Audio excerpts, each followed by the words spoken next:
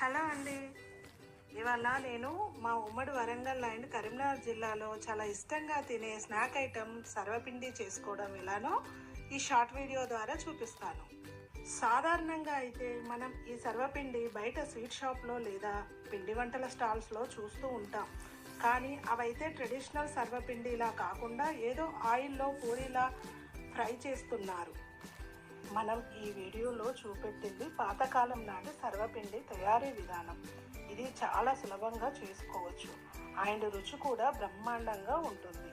Recipe కింద కామెంట్స్లో share చేశాను. బై ద వే, మీకు విషయం తెలుసా?